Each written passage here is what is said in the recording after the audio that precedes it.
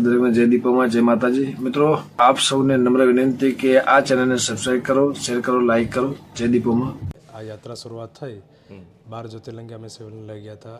4 ધામો પર લઈ ગયા। એના પછી આખા ગુજરાતમાં પરિભ્રમણ કર્યું અને આ બધું જ ઈશ્વરની કૃપા અને પૂજ્ય ગુરુદેવના આશીર્વાદ। જેવું અમે વિચાર્યું હતું એના પણ કરતાં પણ ખૂબ સારા બધા કાર્યક્રમો થયા। અલગ અલગ રાજ્યોમાં જઈને અમે અભિષેક કરાવ્યા। આખો વિડીયો જોતા પહેલાં મિત્રો હું તમને જણાવું કે આપણા વાડીનાથ ધામ તરફના મહંત શ્રી જયરામગીરી બાપુએ સૌ પ્રથમવાર ઇન્ટરવ્યૂ આપ્યું છે અને આ ઇન્ટરવ્યૂમાં મહંત શ્રી જયરામગીરી બાપુએ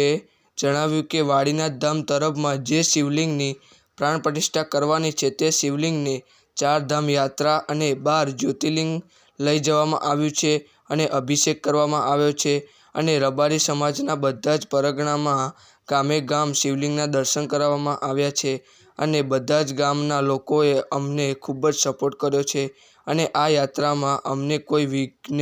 પણ આવ્યું નથી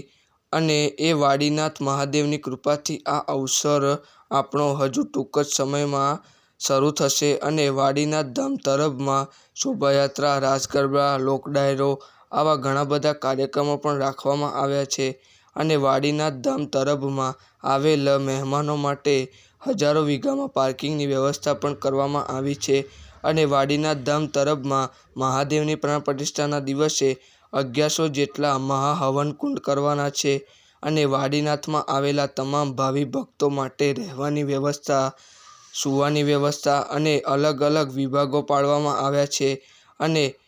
ડાયરાનો વિભાગ પણ અલગ પાડવામાં આવ્યો છે, રાસ ગરબાનો પણ વિભાગ અલગ પાડવામાં આવ્યો છે અને વાડીનાથ ધામ તરફમાં મંદિરથી માંડીને પ્રવેશ ગેટ સુધી ખૂબ જ સુંદર લાઇટિંગની વ્યવસ્થા કરવામાં આવી છે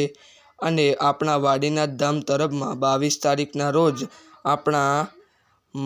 યશસ્વી વડાપ્રધાન શ્રી નરેન્દ્ર મોદી પણ આવવાના છે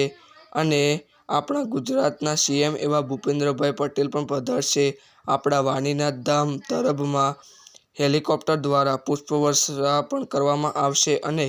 વાડીનાથ તરફમાં કલા જગતના કલાકારો પણ ત્યાં આવવાના છે, જેમ કે ગમન સાંથલ, વિજય જોણંગ, વિજય સુવાળા, દેવાયત ખાવડ, માયાભાઈ આહિર, કીર્તિદાન ગઢવી, ગીતાબેન રબારી આવા અનેક કલાકારો ત્યાં પધારશે અને વાડીનાથ ધામ તરફના અવસરની શોભા વધારશે।